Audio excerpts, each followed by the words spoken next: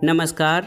कहानी संसार में लीजिए सुनिए हिंदी की प्रसिद्ध महिला कथाकार और कवियत्री सुभद्रा कुमारी चौहान की लिखी अत्यंत ही मार्मिक कहानी किस्मत। वाचन स्वर मेरा यानी अनुराग चौधरी का है। भौजी, तुम सदा सफ़ेद धोती क्यों पहनती हो? मैं क्या बताऊं मुन्नी। क्यों भौजी, क्या तुम्हें अम्मा रंगीन धोती नहीं पहनने देती? नहीं मुन्नी, मेरी किस्मत ही नहीं पहनने देती, अम्मा भी क्या करें। किस्मत कौन है भौजी? वह भी क्या अम्मा की तरह तुमसे लड़ा करती है और गालियां देती है? 7 साल की मुन्नी ने किशोरी के गले में बाहें डालकर पीठ पर झूलते हुए पूछा, किस्मत कहाँ है भौजी, मुझे भी बता दो। सिल पर का पिसा हुआ मसाला कटोरी में उठाते हुए किशोरी ने एक ठंडी सांस ली। बोली, किस्मत कहाँ है मुन्नी, क्या बताऊं। अंचल से आंसू पोंछकर किशोरी ने तरकारी बघार दी। खाना तैयार होने में अभी आध घंटे की देर थी। इसी समय मुन्नी की माँ गरजती हुई चौके में आई। बोली, 10 साढ़े 10 बज रहे हैं, अभी तक खाना भी नहीं बना। बच्चे क्या भूखे ही स्कूल चले जाएंगे? बाप रे बाप, मैं तो इस कुलच्छनी से हैरान हो गई। घर में ऐसा कौन सा भारी काम है जो समय पर खाना भी नहीं तैयार होता है? दुनिया में सभी औरतें काम करती हैं या तू ही अनोखी काम करने वाली है? एक सांस में मुन्नी की माँ इतनी बातें कह गई और पटा बिछाकर चौके में बैठ गई। किशोरी ने डरते डरते कहा, अम्मा जी, अभी तो 9 ही बजे हैं, आध घंटे में सब तैयार हो जाता है, तुम क्यों तकलीफ करती हो? चिमटा खींचकर किशोरी को मारती हुई सास बोली, तू सच्ची और मैं झूठी। 10 बार रांड से कह दिया कि जबान न लड़ाया कर, पर मुंह चलाए ही चली जाती है। तू भूली किस घमंड में है? तेरे सरीखी 50 को तो मैं उंगलियों पर नचा दूं। चल हट, निकल चौके से। आंख पोंछती हुई किशोरी चौके से बाहर हो गई। जरा सी मुन्नी अपनी माँ का यह कठोर व्यवहार विस्मय भरी आंखों से देखती रह गई। किशोरी के जाते ही वह भी चुपचाप उसके पीछे चली, किंतु तुरंत ही माँ की डांट से वह लौट पड़ी। इस घर में प्रायः प्रतिदिन ही इस प्रकार होता रहता था। बच्चे खाना खाकर समय से आध घंटे पहले ही स्कूल पहुंच गए। खाना बनाकर जब मुन्नी की माँ हाथ धो रही थी, तब उनके पति रामकिशोर मुवक्किलों से किसी प्रकार की छुट्टी पाकर घर आए। सुनसान घर देखकर बोले, बच्चे कहाँ गए सब?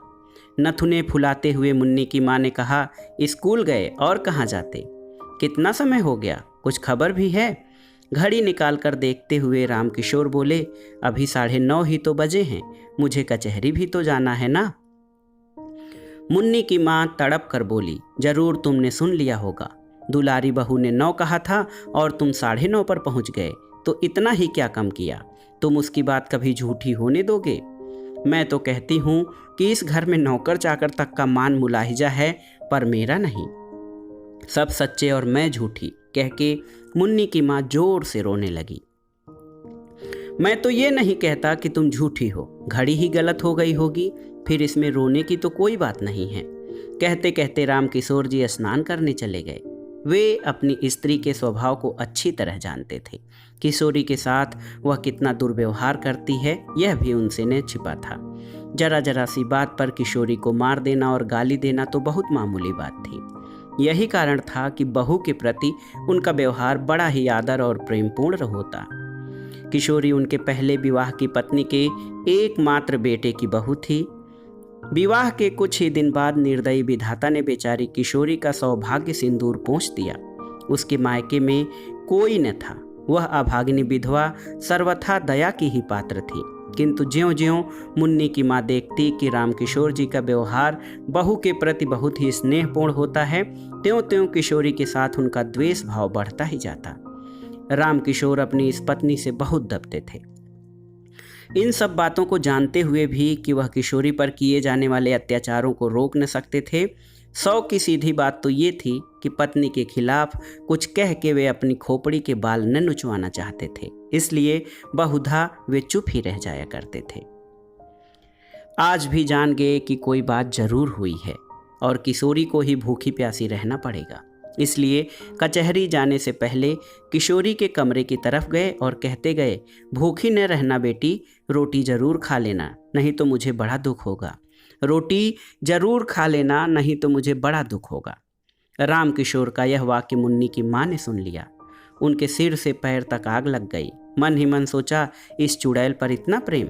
कचहरी जाते जाते उसका लाड़ कर गए, खाना खाने के लिए खुशामद कर गए। मुझसे बात करने की भी फुर्सत न थी। खाएगी खाना, देखती हूँ क्या खाती है, अपने बाप का हाड़। मुन्नी की माँ ने खाना खा चुकने के बाद सबका सब खाना उठाकर कहारिन को दे दिया और चौका उठाकर बाहर चली गई। किशोरी जब चौके में गई तो सब बर्तन खाली पड़े थे।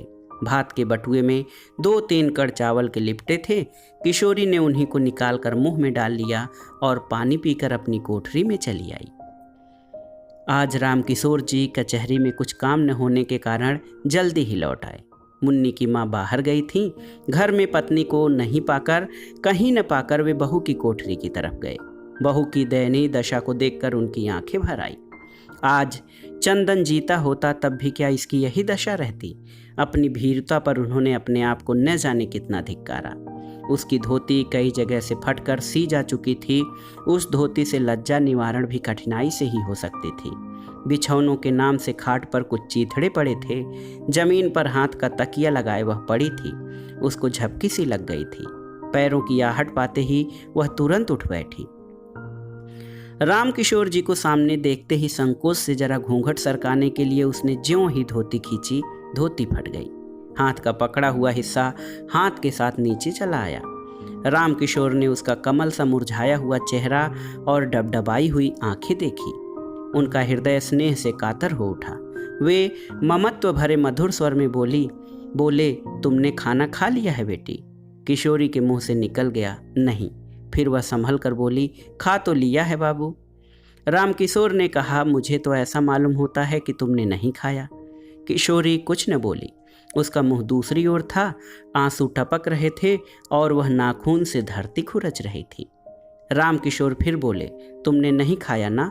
मुझे दुख है कि तुमने भी अपने बूढ़े ससुर की एक जरा सी बात न मानी। किशोरी को बड़ी ग्लानि हो रही थी कि वह क्या उत्तर दे। कुछ देर में बोली, बाबू मैंने आपकी आज्ञा का पालन किया है। जो कुछ चौके में था खा लिया है, झूठ नहीं कहती। रामकिशोर को विश्वास न हुआ। कहारिन को बुलाकर पूछा तो कहारिन ने कहा, मेरे सामने तो बहू ने कुछ नहीं खाया। माँ जी ने चौका पहले से ही खाली कर दिया था, खाती भी तो क्या। पत्नी की नीचता पर कुपित और बहू के सौजन्य पर रामकिशोर जी पानी पानी हो गए। आज उनके जेब में 50 रुपए थे। उनमें से 10 निकालकर वे बहू को देते हुए बोले, यह रुपए रखो बेटी, यदि तुम्हें ज़रूरत पड़े तो खर्च करना। इसी समय आंधी की तरह मुन्नी की माँ ने कोठरी में प्रवेश किया। बीच से ही रुपयों को झपट कर छीन लिया। वह किशोरी के हाथ तक पहुंच भी न पाए थे। गुस्से से तड़प कर बोली, बाप रे बाप, अंधेर हो गया।